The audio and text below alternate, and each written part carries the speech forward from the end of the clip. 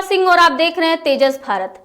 विपक्ष तो अक्सर मोदी सरकार पर हमलावर रहता ही है, लेकिन जब बीजेपी के नेता भी अपनी ही पार्टी को घेरने में लग जाए तो सरकार की मुसीबत और ज्यादा बढ़ जाती है। बीजेपी के सीनियर नेता सुब्रमण्यम स्वामी ने बाकायदा नाम लेकर पीएम मोदी पर तीखा हमला बोला है। स्वामी ने एक्स पर मोदी के रिटायरमेंट को लेकर बड़ी बात कह दी है। उन्होंने कहा है कि अब समय आ गया है कि आरएसएस और बीजेपी को इस पर फैसला ले लेना चाहिए। स्वामी के इस पोस्ट को लेकर अब पीएम मोदी दो तरफा घिर चुके हैं। बीजेपी के सीनियर नेता और पूर्व केंद्रीय मंत्री सुब्रमण्यम स्वामी ने एक बार फिर प्रधानमंत्री नरेंद्र मोदी के खिलाफ मोर्चा खोल दिया है।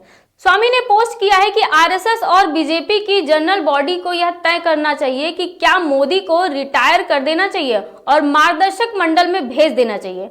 मोदी का ट्रंप का अनुसरण करना भारतीय लोकतंत्र और भाजपा दोनों के लिए खतरा हो सकता है। सुब्रमण्यम स्वामी का यह पोस्ट अमेरिका राष्ट्रपति डोनाल्ड ट्रंप के बयान के बाद आया है, जिसमें वो भारत के रूस से तेल आयात कम करने को लेकर बात कर रहे हैं। दरअसल डोनाल्ड ट्रंप ने कहा था कि प्रधानमंत्री मोदी मुझे खुश करना चाहते हैं। वो बहुत अच्छे इंसान हैं, वो जानते हैं कि मैं खुश नहीं हूं, इसीलिए मुझे खुश करने की जरूरत है। हम व्यापार करते हैं, लेकिन अगर भारत रूसी तेल मुद्दे पर मदद नहीं करता है तो हम उस पर टैरिफ बढ़ा सकते हैं। डोनाल्ड ट्रंप के इसी बयान को लेकर अब सुब्रमण्यम स्वामी का गुस्सा फूट पड़ा है और उन्होंने साफ तौर पर मांग की है कि आरएसएस और बीजेपी को अब पीएम मोदी को मार्गदर्शक मंडल में भेजने यानी कि रिटायरमेंट करने का फैसला ले लेना चाहिए, क्योंकि स्वामी ने चेताया है कि अमेरिका को लेकर मोदी का ऐसा रुख देश के लोकतंत्र और बीजेपी दोनों के लिए खतरा है।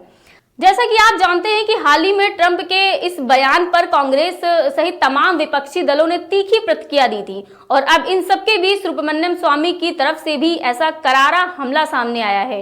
अब स्वामी के इस बयान पर पार्टी की तरफ से कोई प्रतिक्रिया नहीं आई है, लेकिन एक बात साफ है कि विपक्ष के बाद अब अपनी ही पार्टी के सीनियर नेता के इस हमले से पीएम मोदी दो तरफा घिर चुके हैं।